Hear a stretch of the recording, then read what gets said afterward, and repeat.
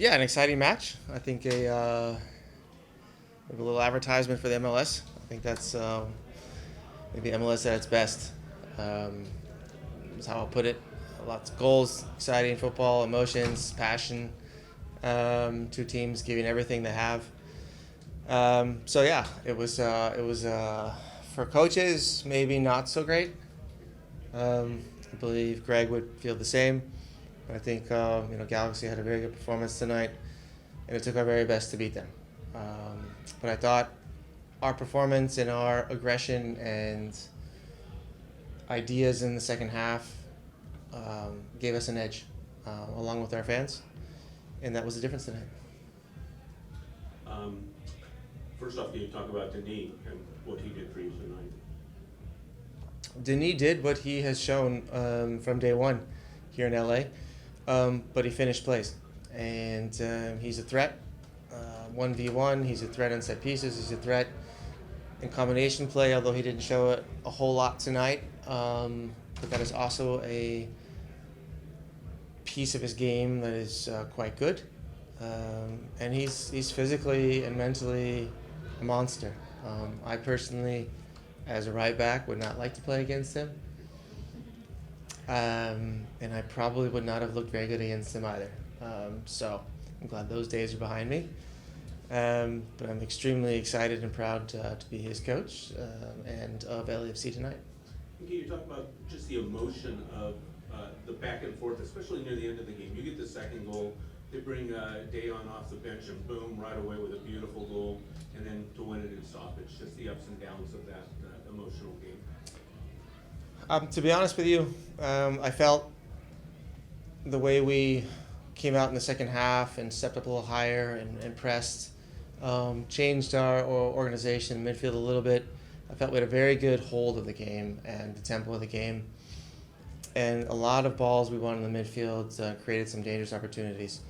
And I had a good feeling if we just were able to maintain that pressure throughout the second half, we would come up with a winner. And even though we did concede the second goal, there's still 30 minutes to play.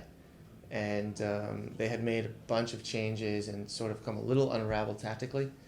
And we have not yet, or hadn't yet in that moment of the game.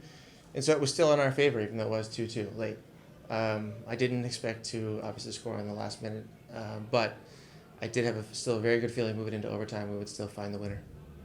Steve, over here, you kind of just touched on it a little bit, but kind of taking that time to make those subs, is that more in the tactics, more in your belief of like finding that winner? But I also asked Matt, like, you're kind of thinking in those moments kind of maybe a little bit ahead, but the game's not over yet. Could you just explain how you kind of go through those progressions there? Yeah, we go through these moments before the game as coaches, and we discuss every possible outcome, every possible sub with the availability we have on the bench, and go through all the scenarios. And this scenario we also went through, realizing you only have 3 moments, including overtime, to make subs, excluding halftime, and then between the breaks of overtime, and only 5 players and no more, unless there's a concussion. So we went through it, and we felt the guys in the field still were in the game and did a good job. And we gave them their moment. And I think it was the right move to wait and to trust the players we have in the field. And a little contrary to how we've done things over the course of the season. But in a game where there is 30 extra minutes, you kind of have to see it as a third half. And just 2 quick ones. Gareth Bale's injury, if any, just update on that or what that is, what he's dealing with, and then just overall general atmosphere question on the experience today here. Yeah, no more injury to report. He should be back in training very soon, the next couple of days. And so in the next round, we should have a full roster. Giorgio saw some of the game tonight in the end, but he'll be ready to go as well. So that's great moving forward. We will have all options moving forward. And yeah, I mean, if I'm a fan, I think I'm going home happy. If I'm an MLS exec, I'm going home happy as well. So it was a great night for us. Obviously, for the opponent, not so much. Their season ends, but congratulations to them on having a very strong end of the season and a strong performance tonight. It's always tough to beat the Galaxy, and no matter where it is, at their place, our place, or possibly at the Rose Bowl. Steve, you said this was an advertisement for MLS. Is it also an advertisement for making sure you have home advantage through the postseason? With the atmosphere here, I guess, was even double what you usually have in the regular season from the 32-52. I disagree with double. 30-50-52 has been amazing all year long. But you had the rest of the stadium joining in too. That's what I meant. Okay, yeah, it's an advantage to play at home. Absolutely, it's an advantage we earned throughout 34-game season. Something we understand going into a new season, and that is sort of what goes along with the Supporter Shield.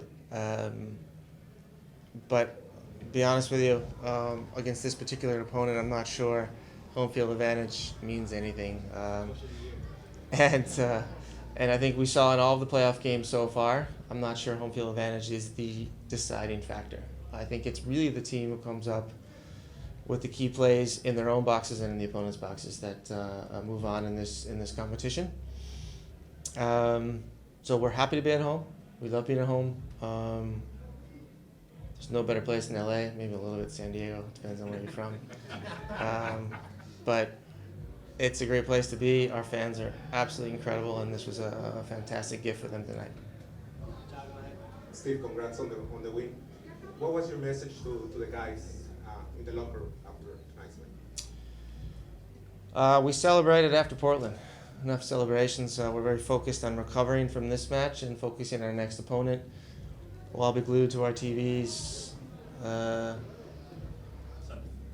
Be careful what I say here. iPads and iPhones on Sunday, moving forward, to make sure we understand what's coming our way, either Austin or Dallas. Teams we obviously know very well, but it's a different stage of the season. So recovery first. No celebrations going on. This team is hungry. This team is excited and very focused at creating a final here in LA.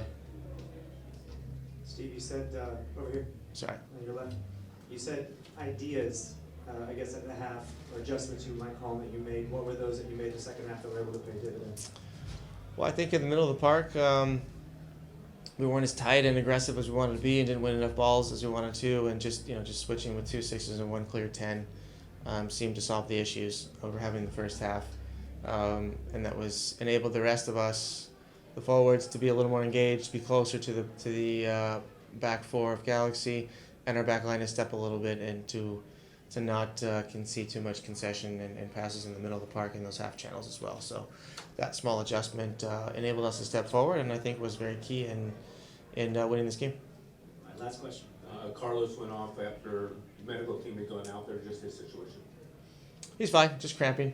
With cramps, you can take guys out as soon as they come, or you can wait a little longer.